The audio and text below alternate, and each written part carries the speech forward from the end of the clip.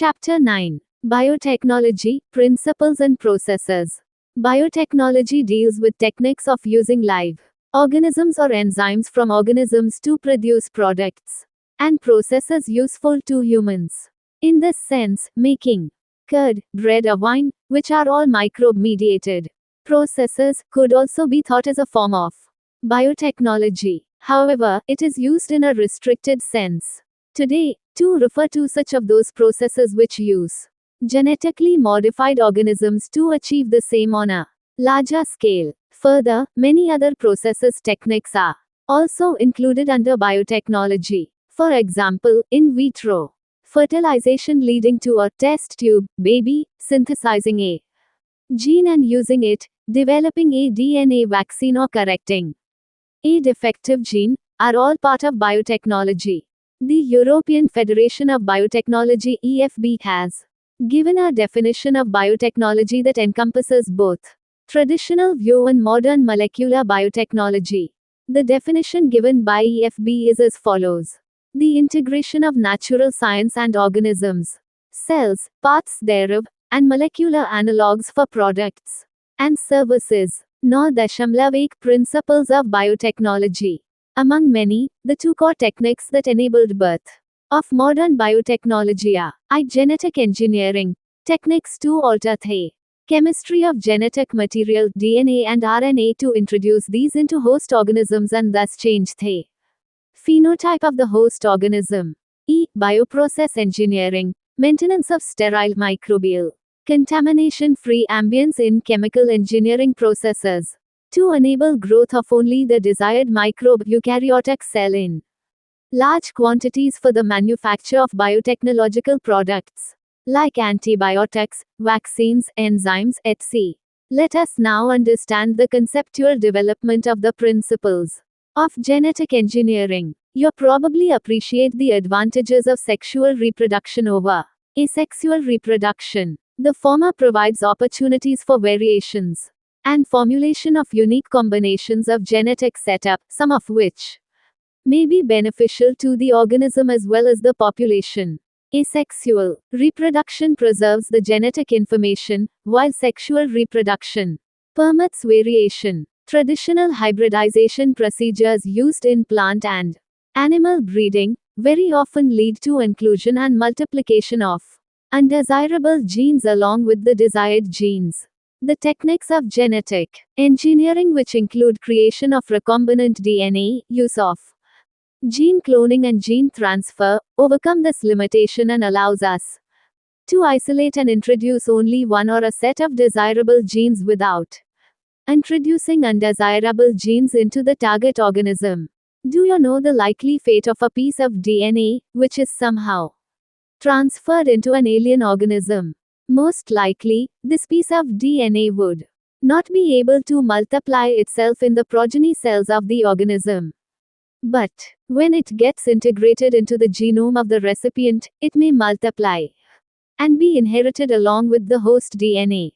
This is because the alien piece of DNA has become part of a chromosome, which has the ability to replicate. In a chromosome, there is a specific DNA sequence called the origin of replication, which is responsible for initiating replication. Therefore, for the multiplication of any alien piece of DNA in an organism, it needs to be a part of a chromosome S which has a specific sequence known as origin of replication. Thus, an alien DNA is linked with the origin of replication, so that this alien piece of DNA can replicate and multiply itself in the host organism. This can also be called as cloning or making multiple identical copies of any template DNA.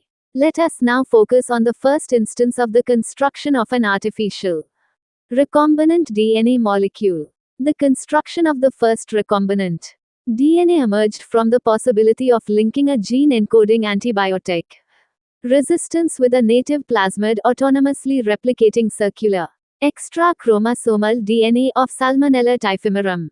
Stanley Cohen and Herbert Boyer accomplished this in 1972 by isolating the antibiotic resistance gene by cutting out a piece of DNA from a plasmid which was responsible for conferring antibiotic resistance. The cutting of DNA at specific locations became possible with the discovery of the so-called molecular scissors restriction enzymes. The cut piece of DNA was then linked with the plasmid DNA. These plasmid DNA act as vectors to transfer the piece of DNA attached to it. You probably know that mosquito acts as an insect vector to transfer the malarial parasite into human body. In the same way, a plasmid can be used as vector to deliver an alien piece of DNA into the host organism. The linking of antibiotic resistance gene with the plasmid vector became possible with the enzyme DNA ligase, which acts on cut DNA molecules and joins their ends. This makes a new combination of circular autonomously replicating DNA created in vitro, and is known as recombinant DNA. When this DNA is transferred into Escherichia coli, a bacterium closely related to Salmonella, it could replicate using the new host's DNA polymerase enzyme and make multiple copies. The ability to multiply copies of antibiotic resistance gene in E. coli was called cloning of antibiotic resistance gene in E. coli. You can hence infer that there are three basic steps in genetically modifying an organism. I. Identification of DNA with desirable genes. E. Introduction of the identified DNA into the host. E. Maintenance of introduced DNA in the host and transfer of the DNA to its progeny. 9.2 Tools of recombinant DNA technology.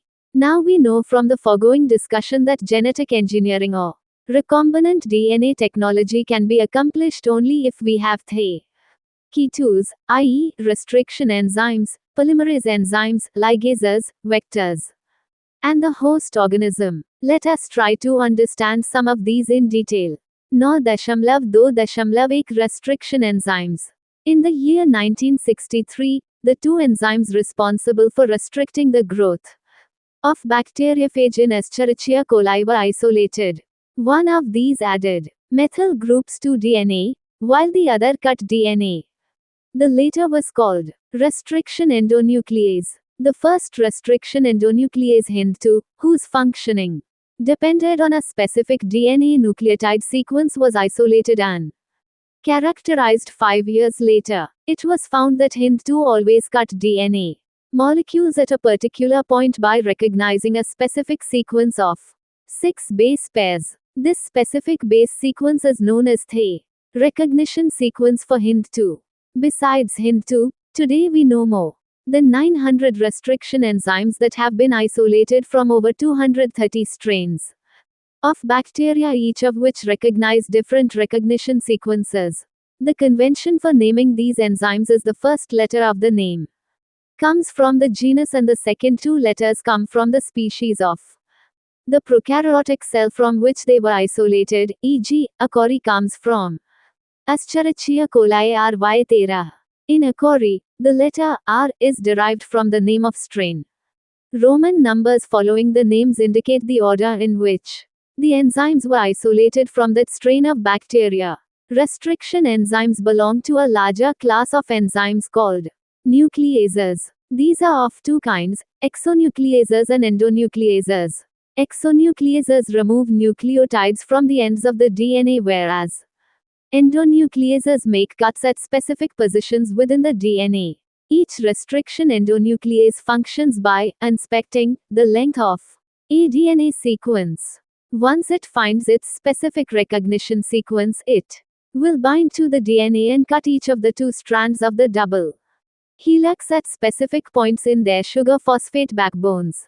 Figure 9.1. Each restriction endonuclease recognizes a specific palindromic nucleotide sequences in the DNA. Figure 9.1 steps in formation of recombinant DNA by action of restriction endonuclease. Enzyme E. coli. Do you know what palindromes are? These are groups of letters that form the same words when read both forward and backward. E.g., Malayalam, as against a word palindrome where the same word is read in both directions. The palindrome in DNA is a sequence of base pairs that reads same on the two strands when orientation of reading is kept the same. For example, the following sequences reads: The same on the two strands in 5a3 direction. This is also true if read in the 3a5 direction. 5 GATTC 3 CTTAAG 5. Restriction enzymes cut the strand of DNA a little away from the center of the palindrome sites, but between the same two bases on the opposite strands. This leaves single-stranded portions at the ends. There are overhanging stretches called sticky ends on each strand, figure 9.1. These are named so because they form hydrogen bonds with their complementary cut counterparts. This stickiness of the ends facilitates the action of the enzyme DNA ligase. Restriction endonucleases are used in genetic engineering to form recombinant molecules of DNA, which are composed of DNA from different sources' genomes. When cut by the same restriction enzyme, the resultant DNA fragments have the same kind of sticky ends, and these can be joined together end to end using DNA ligases, figure 9.2.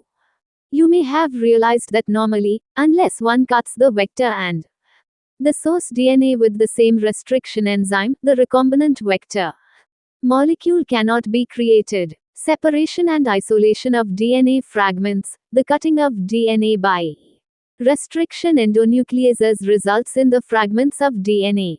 These fragments can be separated by a technique known as gel electrophoresis. Since DNA fragments are negatively charged molecules, they can be separated by forcing them to move towards the anode under an electric field through a medium matrix. Nowadays, the most commonly used matrix is agarose, which is a natural polymer extracted from seaweeds. The DNA fragments separate resolve according to their size through sieving effect provided by the agarose gel. Hence, the smaller the fragment size, the farther it moves. Look at the figure 9.3 and guess at which end of the gel the sample was loaded. The separated DNA fragments can be visualized only after staining the DNA with a compound known as ethidium bromide followed by exposure to UV radiation. You cannot see pure DNA fragments in the visible light, and without staining, you can see bright orange colored bands of DNA in a ethidium bromide stained gel exposed to UV light, figure 9.3. The separated bands of DNA are cut out from the agarose gel and extracted from the gel piece. This step is known as elution. The DNA fragments purified in this way are used in constructing recombinant DNA by joining them with cloning vectors. 9.2.2 cloning vectors. You know that plasmids and bacteriophages have the ability to replicate within bacterial cells independent of the control of chromosomal DNA. Bacteriophages, because of their high number per cell, have very high copy numbers of their genome within the bacterial cells. Some plasmids may have only 1 or 2 copies per cell, whereas others may have 15 to 100 copies per cell. Their numbers can go even higher. If we are able to link an alien piece of DNA with bacteriophage or plasmid DNA, we can multiply its numbers equal to the copy number of the plasmid or bacteriophage. Vectors used at present are engineered in such a way that they help easy linking of foreign DNA and selection of recombinants from non-recombinants. The following are the features that are required to facilitate cloning into our vector. Origin of replication, or E. This is a sequence from where replication starts, and any piece of DNA when linked to this sequence can be made to replicate within the host cells. This sequence is also responsible for controlling the copy number of the linked DNA. So, if one wants to recover many copies of the target DNA, it should be cloned in a vector whose origins support high copy number. E. Selectable marker.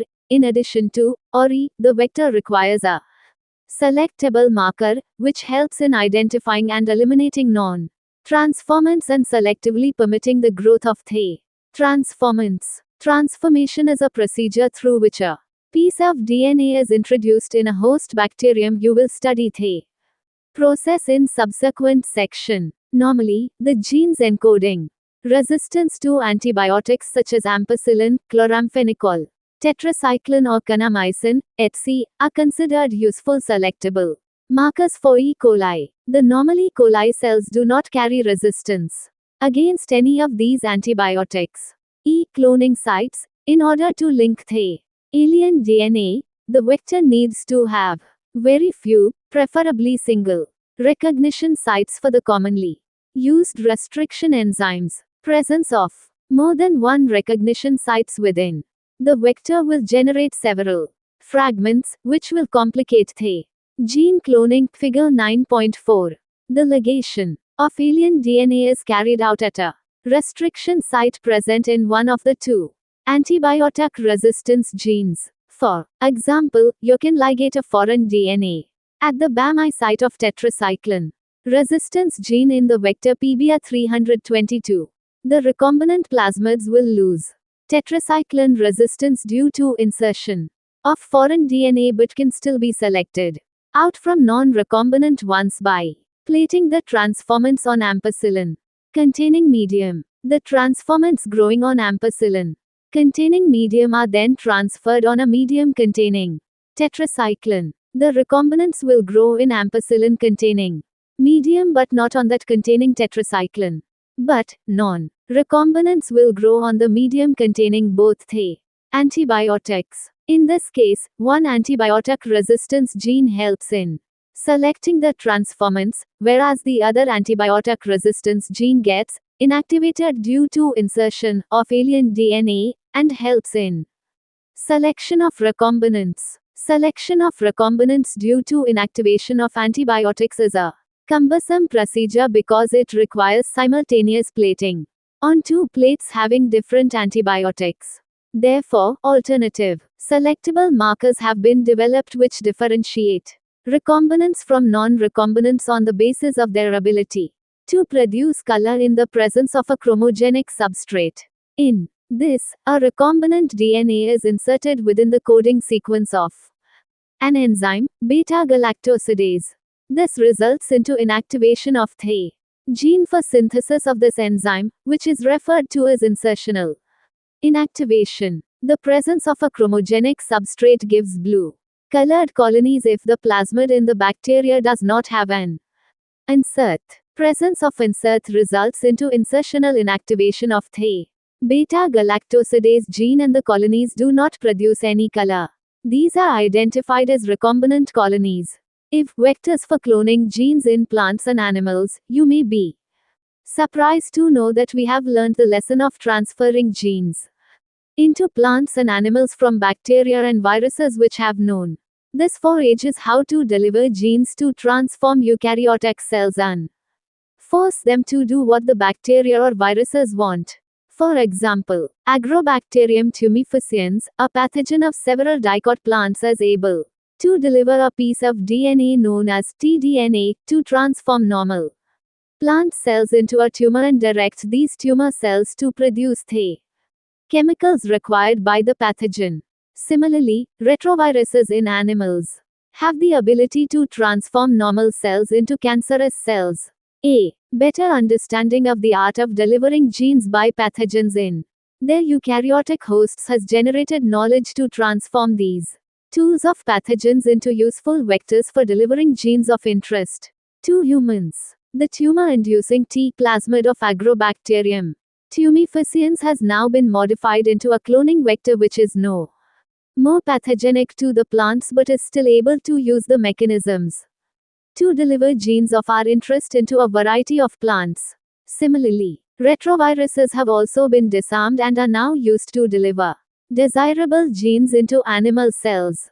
So, once a gene or a DNA fragment has been ligated into a suitable vector, it is transferred into a bacterial, plant or animal host where it multiplies. 9.2.3 competent host for transformation with recombinant DNA. Since DNA is a hydrophilic molecule, it cannot pass through cell membranes. Why? In order to force bacteria to take up the plasmid, the bacterial cells must first be made competent to take up DNA. This is done by treating them with a specific concentration of a divalent cation, such as calcium, which increases the efficiency with which DNA enters the bacterium through pores in its cell wall. Recombinant DNA can then be forced into such cells by incubating the cells with recombinant DNA on ice, followed by placing them briefly at 420 C heat shock, and then putting them back on ice. This enables the bacteria to take up the recombinant DNA. This is not the only way to introduce alien DNA into host cells. In a method known as microinjection, recombinant DNA is directly injected into the nucleus of an animal cell. In another method, suitable for plants, cells are bombarded with high-velocity microparticles of gold or tungsten, coated with DNA in a method known as biolustics or gene gun. And the last method uses disarmed pathogen vectors, which when allowed to infect the cell, transfer the recombinant DNA into the host. Now that we have learnt about the tools for constructing recombinant DNA, let us discuss the processes facilitating recombinant DNA technology. 9.3 Processes of recombinant DNA technology. Recombinant DNA technology involves several steps in specific sequence such as isolation of DNA, fragmentation of DNA by restriction endonucleases, isolation of a desired DNA fragment, ligation of the DNA fragment into a vector, transferring the recombinant DNA into the host, culturing the host cells in a medium at large scale, and extraction of the desired product. Let us examine each of these steps in some details. 9.3.1 Isolation of the genetic material DNA. Recall that nucleic acid is the genetic material of all organisms, without exception. In majority of organisms this is deoxyribonucleic acid or DNA. In order to cut the DNA with restriction enzymes, it needs to be in pure form, free from other macromolecules. Since the DNA is enclosed within the membranes, we have to break the cell open to release DNA along with other macromolecules such as RNA, proteins, polysaccharides, and also lipids. This can be achieved by treating the bacterial cells, plant or animal tissue with enzymes such as lysozyme bacteria, cellulase plant cells, chitinase fungus. You know that genes are located on long molecules of DNA, intertwined with proteins such as histones. The RNA can be removed by treatment with ribonuclease, whereas proteins can be removed by treatment with protease. Other molecules can be removed by appropriate treatments, and purified DNA ultimately precipitates out after the addition of chilled ethanol. This can be seen as collection of fine threads in the suspension. Figure 9.5. 9.3.2 Cutting of DNA at specific locations. Restriction enzyme digestions are performed by incubating purified DNA molecules with the restriction enzyme at the optimal conditions for that specific enzyme. Agarose gel electrophoresis is employed to check the progression of a restriction enzyme digestion. DNA is a negatively charged molecule, hence it moves towards the positive electrode anode. Figure 9.3. The process is repeated with the vector DNA also. The joining of DNA involves several processes.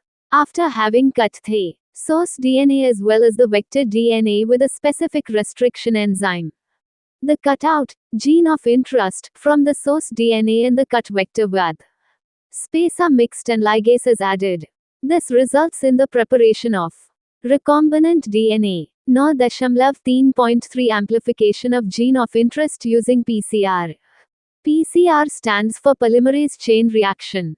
In this reaction, multiple copies of the gene or DNA of interest is synthesized in vitro using two sets of primers, small chemically synthesized oligonucleotides that are complementary to the regions of DNA and the enzyme DNA polymerase.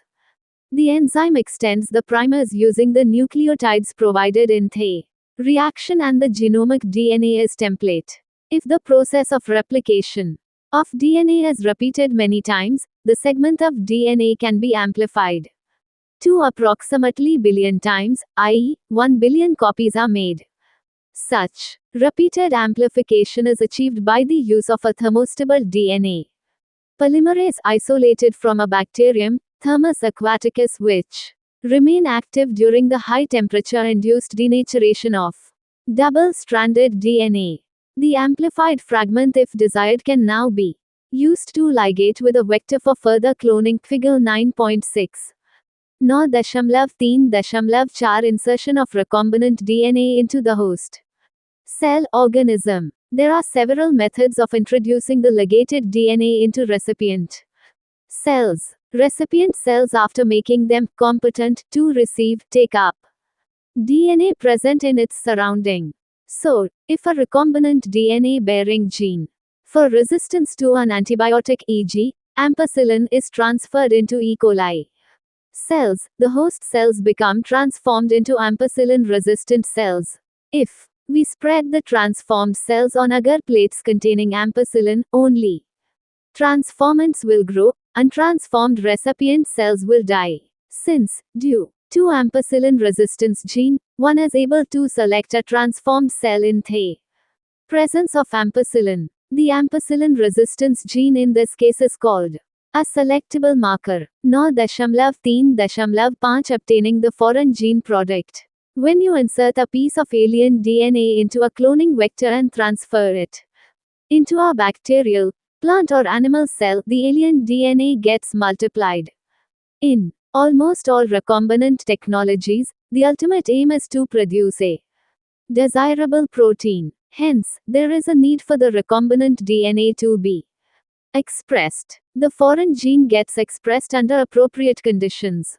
The expression of foreign genes in host cells involve understanding many technical details. After having cloned the gene of interest and having optimized the conditions to induce the expression of the target protein, one has to consider producing it on a large scale. Can you think of any reason why there is a need for large-scale production? If any protein encoding gene is expressed in a heterologous host, it is called a recombinant protein. The cells harboring cloned genes of interest may be grown on a small scale in the laboratory. The cultures may be used for extracting the desired protein and then purifying it by using different separation techniques. The cells can also be multiplied in a continuous culture system wherein the used medium is drained out from one side while fresh medium is added from the other to maintain the cells in their physiologically most active log exponential phase. This type of culturing method produces a larger biomass leading to higher yields of desired protein. Small volume cultures cannot yield appreciable quantities of products. To produce in large quantities, the development of bioreactors, where large volumes 100,000 liters of culture can be processed, was required. Thus, bioreactors can be thought of as vessels in which raw materials are biologically converted into specific products, individual enzymes, etc., using microbial plant, animal or human cells. A bioreactor provides the optimal conditions for achieving the desired product by providing optimum growth conditions, temperature, substrate, salts, vitamins, oxygen. The most commonly used bioreactors are of stirring type, which are shown in figure 9.7. A stirred tank reactor is usually cylindrical or with a curved base to facilitate the mixing of the reactor contents. The stirrer facilitates even mixing and oxygen availability throughout the bioreactor. Alternatively, air can be bubbled through the reactor. If you look at the figure closely, you will see that the bioreactor has an agitator system, an oxygen delivery system, and a foam control system, a temperature control system, control system, and sampling ports so that small volumes of the culture can be withdrawn periodically. 9.3.6 Downstream processing. After completion of the biosynthetic stage, the product has to be subjected through a series of processes before it is ready for marketing as a finished product. The processes include separation and purification, which are collectively referred to as downstream processing. The product has to be formulated with suitable preservatives, Such formulation has to undergo thorough clinical trials as in case of drugs. Strict quality control testing for each product is also required. The downstream processing and quality control testing vary from product to product. Summary: biotechnology deals with large scale production and marketing of products and processes using live organisms, cells, or enzymes. Modern biotechnology using genetically modified organisms was made possible only when man learned to alter the chemistry of DNA and construct recombinant DNA. This key process is called recombinant DNA technology or genetic engineering. This process involves the use of restriction endonucleases, DNA ligase, appropriate plasmidoviral vectors to isolate and ferry the foreign DNA into host organisms, expression of the foreign gene, purification of the gene product, i.e., the functional protein, and finally making a suitable formulation for marketing. Large scale production involves use of bioreactors. Chapter complete. If it is helpful, then like, comment, subscribe Muskan study material.